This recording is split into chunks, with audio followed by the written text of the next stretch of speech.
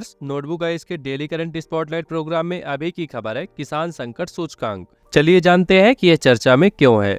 हाल ही में भारतीय कृषि अनुसंधान परिषद यानी कि ICAR के तहत एक संस्थान, केंद्रीय शुष्क भूमि कृषि अनुसंधान संस्थान यानी कि CRIDA, किसान संकट सूचकांक नामक एक प्रारंभिक चेतावनी प्रणाली विकसित कर रहा है, जो भारत के लिए अपनी तरह की पहली प्रणाली है। चलिए जान लेते हैं किसान संकट सूचकांक के बारे में। किसान संकट सूचकांक कृषि संकट का अनुमान लगाने और कुछ किसानों से गांव या ब्लॉक स्तर तक इसके प्रसार को रोकने की कोशिश करता है।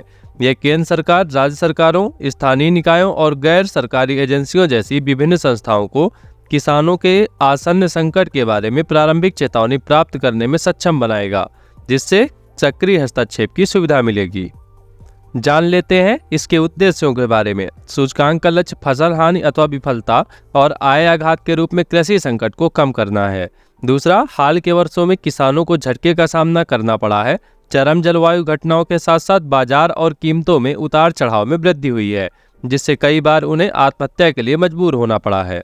संकट की निगरानी के लिए पद्धति। इस सूचकांक के विकास में कई चरण शामिल हैं। किसानों के संकट के उदाहरणों की पहचान करने के लिए स्थानीय समाचार पत्रों, समाचार प्लेटफार्मों और सोशल मीडिया की जांच की जाती है, जिसमें ऋण चुकौती के मुद्दे, आत्महत्याएं, कीट हमले, सूखा, बाढ़ और प्रवासन शामिल है। फिर इस जानकारी को क्षेत्र के छोटे, सीमांत और किराएदार किसानों के साथ टेलीफोनिक साक्षात्कारों द्वारा पूरक किया जाता है। इन साक्षात्कारों में संकट के शुरुआती लक्षणों का पता लगाने के लिए डिजाइन किए गए 21 मानकीकृत प्रश्न शामिल हैं। फिर प्रतिक्रियाओं को 7 संकेतकों के विरुद्ध मैप किया जाता है। देख लेते हैं जोखिमों के प्रति एक्सपोजर। इसमें 7 तरह के एक्सपोजर शामिल हैं, जिसमें पहला है ऋण, दूसरा है अनुकूली क्षमता, तीसरा है जमीन की जोत और चौथा है सिंचाई की सुविधाएं, पांचवा है समन रणनीतियां, छठा तत्काल ट्रिगर और सातवां है सामाजिक मनोवैज्ञानिक कारक। चलिए इस सूचकांक की व्याख्या को समझ लेते हैं। एकत्र किए गए डेटा और प्रतिक्रियाओं के आधार पर सूचकांक संकट के स्तर को इंगित करने के लिए 0 और 1 के बीच एक मान निर्दिष्ट करेगा, जो इस प्रकार है। 0 से 0.5 कम संकट, 0.5 से 0.7 मध्यम संकट और 0.7 से ऊपर गंभीर संकट।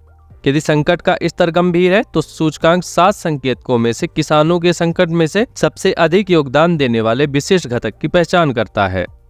किसान संकट के संबंध में अन्य महत्वपूर्ण सरकारी पहली है PM फसल बीमा योजना यानी कि PMFBY, दूसरी है PM कृषि सिंचाई योजना PMKSY, तीसरी है इलेक्ट्रॉनिक राष्ट्रीय कृषि बाजार ENAM, चौथी है मृदा स्वास्थ्य कार्ड नीम लेपित यूरिया। और वर्ष 2022 के बजट में कृषि क्षेत्र को समर्थन देने के लिए कई कदम उठाए गए हैं, जैसे रायतू बंधु योजना यानी तेलंगाना में है, आजीविका और आय संवर्धन के लिए कृषक सहायता कालिया योजना जो उड़ीसा में लागू है। चलिए नजर डाल लेते हैं आज के प्रीलिम्स प्रैक्टिस क्वेश्चन में। किसान संकट सूचकांक के संदर्भ में निम्नलिखित कथनों पर विचार करें। पहला है सूचकांक का लक्ष्य फसल हानि अथवा विफलता और आय आघात के रूप में कृषि संकट को कम करना है। दूसरा है कि यह सूचकांक केंद्रीय शुष्क भूमि कृषि अनुसंधान संस्थान द्वारा विकसित किया जा रहा है। आपको बताना है इनमें से कौन सा ऐसे विकल्प सही है, केवल 1, केवल 2, 1 और 2 दोनों, या फिर इनमें से कोई नहीं। इस प्रश्न का जवाब हमसे कमेंट बॉक्स में जरूर साझा करें। मिलते हैं आपसे नए एपिसोड में।